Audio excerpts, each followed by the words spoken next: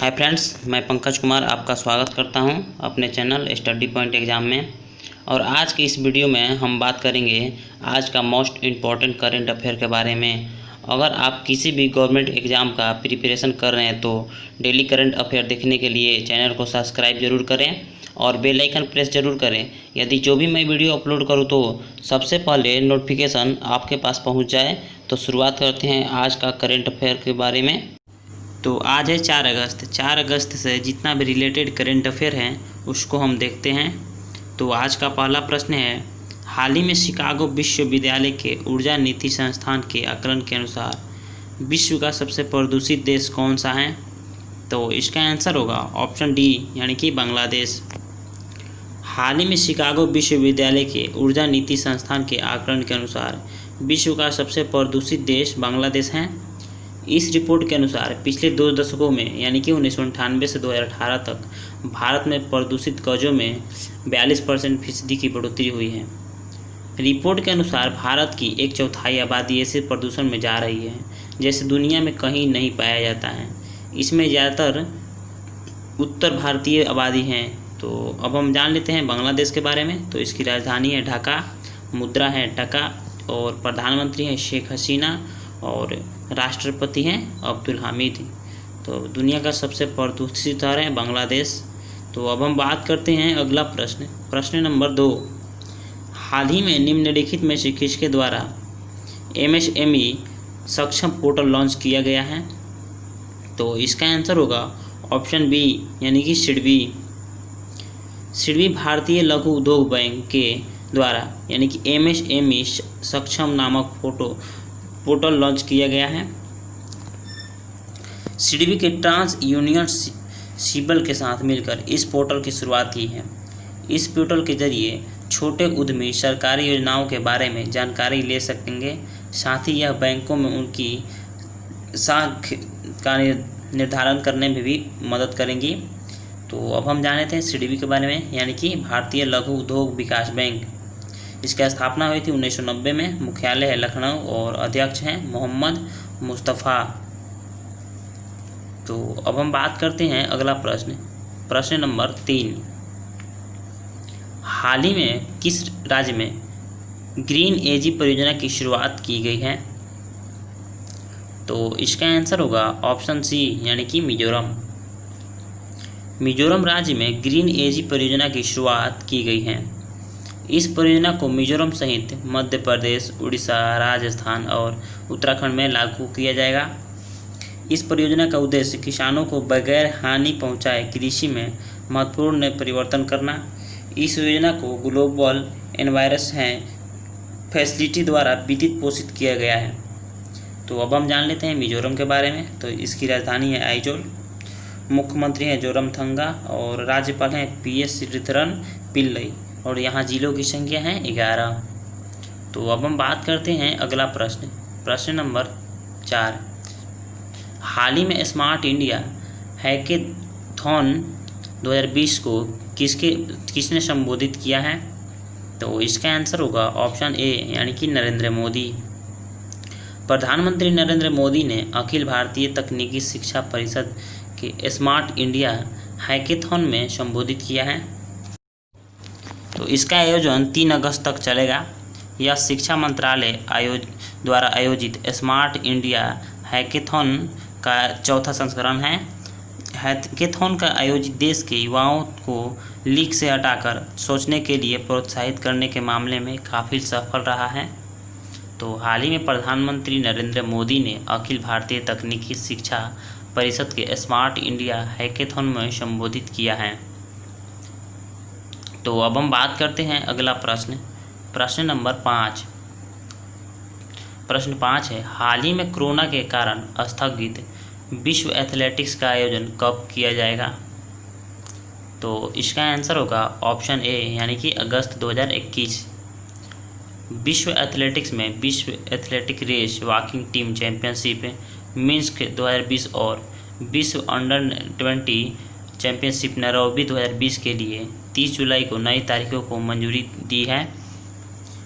विश्व एथलेटिक्स के अनुसार टोक्यो ओलंपिक खेलों के एक सप्ताह बाद विश्व अंडर-20 चैंपियनशिप नैरोबी 2020 का आयोजन 17 से 22 अगस्त 2021 तक किया जाएगा। तो हाल ही में कोरोना के कारण स्थगित विश्व एथलेटिक्स का आयोजन किया जाएगा अगस्त 2021 में।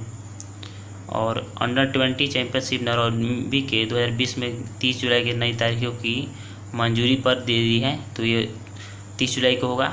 तो अब हम बात करते हैं अगला प्रश्न नंबर 6। हाल ही में किस राज्य में राज्यपाल ने 3 राजधानियों की मंजूरी दी है? तो इसका राइट आंसर होगा ऑप्शन बी, यानी कि आंध्र प्रदेश। आंध्र प्रदेश के राज्यपाल विश्वभूषण हरिचंदन ने 31 जुलाई 2020 को 3 राजधानियों के वाले योजना को मंजूरी दे दी है। तो अब आंध्र प्रदेश की कार्यपालिका यानी कि सरकार विशाखापट्टनम से काम करेगी और राज्य की विधानसभा अमरावती से होगी और हाई कोर्ट कुर्नूल में होगा। तो आंध्र प्रदेश ऐसा करने वाला ये देश का पहला राज्य बन गया है।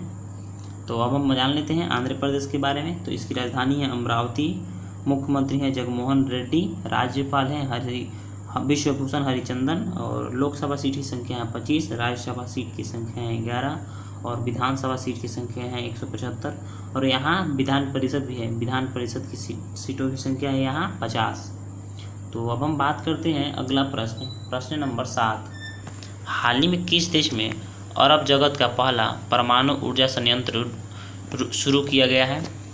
तो इसका आंसर होगा ऑप्शन सी, यानी कि संयुक्त अरब अमीरात। संयुक्त अरब अमीरात में अपने बड़ा परमाणु ऊर्जा संयंत्र को शुरू कर दिया है। यह किसी भी अरब देश का पहला व्यावसायिक परमाणु ऊर्जा संयंत्र है। बराका परमाणु ऊर्जा संयंत्र यूएई के अबू धाबी शहर में स्थित है। संयुक्त अरब अमीरात अबू धाबी में बराका परमाणु संयंत्र की इकाई है।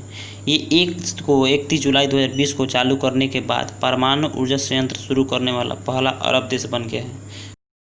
तो अब हम जान लेते हैं यूएई के बारे में, यानी कि संयुक्त अरब अमीरात। इसकी राजधानी है अबू धाबी, मुद्रा है दिरहम और राष्ट्रपति हैं खलीफा बिन जायद अल नहयान।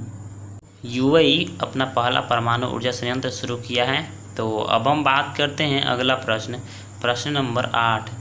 हाल ही में किसने पश्चिमी कमान के air officer commanding in chief का पदभार संभाला है? तो इसका आंसर होगा ऑप्शन डी, यानी कि BR Chaudhary. Air marshal BR Chaudhary ने भारतीय वायुसेना के पश्चिमी कमान के air officer commanding in chief का पदभार संभाला है। उन्होंने एयर मार्शल B सुरेश का स्थान लेंगे। एयर मार्शल BR चौधरी 1982 में भारतीय वायुसेना में फाइटर पायलट के रूप में शामिल हुए थे। तो अब हम जान लेते हैं भारतीय वायुसेना के बारे में, यानी कि इंडियन एयरफोर्स। तो इसकी स्थापना हुई थी 8 अक्टूबर 1932 को। मुख्यालय है नई दिल्ली और वायुसेना के प्रमुख हैं air chief marshal RS Bhadauria. तो अब नौसेना के प्रमुख कौन है? तो ये हैं करमबीर सिंह और थल सेना का प्रमुख हैं मनोज मुकुंद नरवाने। तो अब हम बात करते हैं अगला प्रश्न नंबर 9। तिरंगे का डिजाइन करने वाले पिंगली वेंकैया की जयंती कब मनाई जाती है? तो इसका आंसर होगा ऑप्शन बी, यानी कि 2 अगस्त को। भारत के राष्ट्रीय ध्वज तिरंगे का डिजाइन करने वाले स्वतंत्रता सेनानी पिंगली वेंकैया की जयंती 2 अगस्त को मनाई जाती है। उनका जन्म आंध्र प्रदेश में मसूलीपट्टनम के गांव में 2 अगस्त 1876 को हुआ था। 4 जुलाई 1963 को पिंगली वेंकैया का निधन हो गया। उन्होंने तिरंगा बनाने से पहले 30 देशों के झंडों की स्टडी की 1916 से 1921 तक की। इसके बाद उन्होंने तिरंगे का डिजाइन तैयार किए थे। संविधान सभा में वे पंडित जवाहरलाल नेहरू ने 22 जुलाई 1947 को तिरंगे झंडे का राष्ट्रीय ध्वज घोषित किया था। तो अब हम बात करते हैं अगला प्रश्न नंबर 10। हाल ही में किस रेसर ने रिकॉर्ड 7वीं बार ब्रिटिश ग्रां प्री जीता है? तो इसका आंसर होगा option A, Lewis Hamilton. Mercedes racer Lewis Hamilton ने सिल्वर स्टोन सर्किट यानी कि यूनाइटेड किंगडम में आयोजित फार्मूला 1 ब्रिटिश ग्रां प्री 2020 का खिताब जीत ली है। इस जीत के साथ यह खिताब 7वीं बार अपने नाम किए हैं। इस F1 रेस में रेडबुल के मैक्स एस्फेस्टन और दूसरे स्थान पर हैं और फेरारी के चार्ल्स लेक्लर्क के तीसरे स्थान पर रहे हैं। तो F1 रेसर के इस सीज़न में हैमिल्टन की यह जीत तीसरी है। तो हाल ही में किस रेसर ने रिकॉर्ड 7वीं बार ब्रिटिश ग्रां प्री का खिताब जीता है? तो लुइस हैमिल्टन, जो मर्सिडीज के चालक हैं। तो अब हम बात करते हैं अगला प्रश्न नंबर 11। किस वस्तु उत्पादन में आत्मनिर्भर बनने की योजना को केंद्रीय सूक्ष्म लघु एवं मध्यम उद्योग द्वारा मंजूरी दी गई है? तो इसका आंसर होगा ऑप्शन सी, यानी कि अगरबत्ती उत्पादन। अगरबत्ती उत्पादन में आत्मनिर्भर बनने की योजना को केंद्रीय सूक्ष्म लघु एवं मध्यम उद्योग द्वारा मंजूरी दी गई है। देश को आत्मनिर्भर बनाने के लिए खादी और ग्रामोद्योग आयोग यानी कि KVIC की प्रस्तावित एक अद्वितीय रोजगार सृजन योजना को मंजूरी दे दी है। खादी अगरबत्ती आत्मनिर्भर मिशन नाम की इस योजना को उद्देश्य देश के विभिन्न हिस्सों में बेरोजगारों और प्रवासी श्रमिकों के लिए रोजगार पैदा करना और घरेलू अगरबत्ती उत्पादन में पर्याप्त तेजी लाना है। तो अगरबत्ती उत्पादन को मध्यम उद्योग द्वारा मंजूरी दे दी है। तो अब हम बात करते हैं अगला प्रश्न नंबर 12। 1 अगस्त से वंदे भारत अभियान का कौन सा चरण शुरू किया गया है? तो इसका आंसर होगा ऑप्शन डी, यानी कि 5वां चरण। वंदे भारत मिशन का 5वां चरण 1 अगस्त से शुरू किया गया है।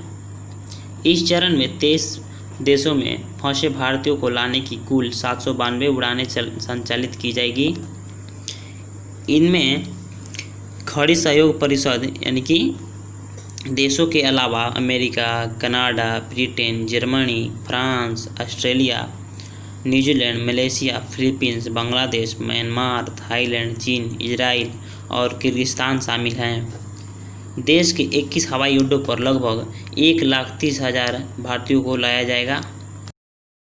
तो 1 अगस्त से वंदे भारत अभियान का 5वां चरण शुरू किया गया है। तो अब हम बात करते हैं अगला प्रश्न नंबर 13।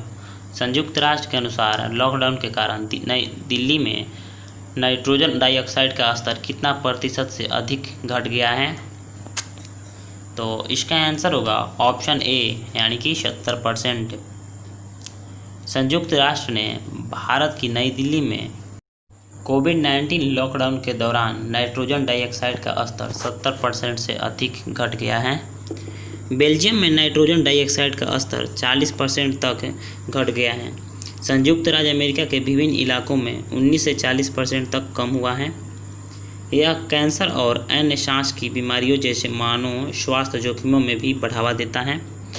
यह तकनीक एसिड में परिवर्तित हो सकता है और अम्लीय वर्षा का कारण बन सकता है। तो संयुक्त राष्ट्र ने अनुसार लॉकडाउन के कारण नई दिल्ली में नाइट्रोजन डाइऑक्साइड का स्तर 70% तक घट गया है। तो अब हम बात करते हैं अगला प्रश्न नंबर 14। IPL 2020 की टाइटल प्रायोजक कौन सी कंपनी होगी? इसका आंसर होगा ऑप्शन बी, यानी कि वीवो। चीन के mobile company Vivo Indian Premier League यानी कि IPL की टाइटल प्रायोजक बनी रहेगी।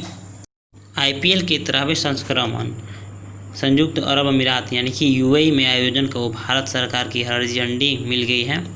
इसका आयोजन 19 सितंबर से 10 नवंबर तक होगी।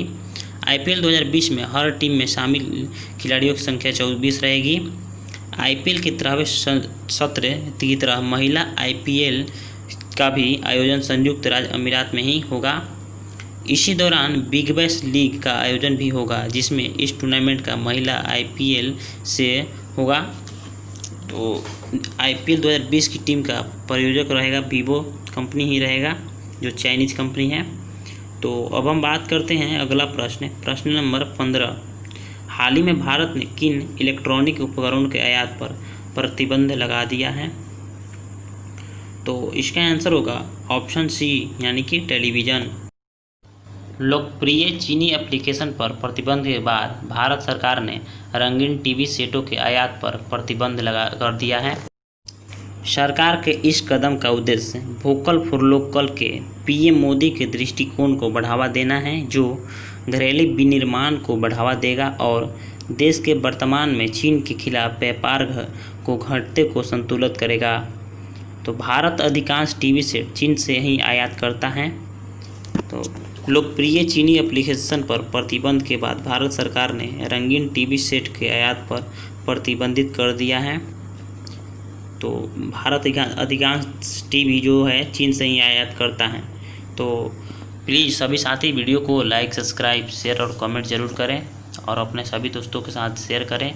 तो अब हम बात करते हैं कल के प्रश्न का आंसर के बारे में। तो कल का प्रश्न है, हाल ही में अंजनी कुमार को किस देश के नए राजदूत के रूप में नियुक्त किया गया है। तो इसका आंसर होगा मॉरिटानिया में अंजनी कुमार को नया राजदूत के रूप में नियुक्त किया गया है। तो अब हम बात करते हैं आज का सवाल का। इसका आंसर आप कमेंट में ज़रूर बताइए। तो आज का प्रश्न है, नरेंद्र मोदी और किस देश के प्रधानमंत्री प्रविंद जगन्नाथ ने उस देश के सुप्रीम कोर्ट के नए भवन का उद्घाटन किया है। तो इसका आंसर आप कमेंट में ज़रूर बताइए और आप लोगों को ये वीडियो कैसा लगा कमेंट में ज़रूर बताएं। और प्लीज़ सभी साथी वीडियो को लाइक, सब्सक्राइब, शेयर और कमेंट ज़रूर करें और अपने सभी दोस्तों के साथ शेयर करें और जितना हो सके इस क्वेश्चन के आंसर के बारे में डिटेल्स में लिखें। और आज के लिए इतना ही। Thank you so much. जय हिंद, जय भारत।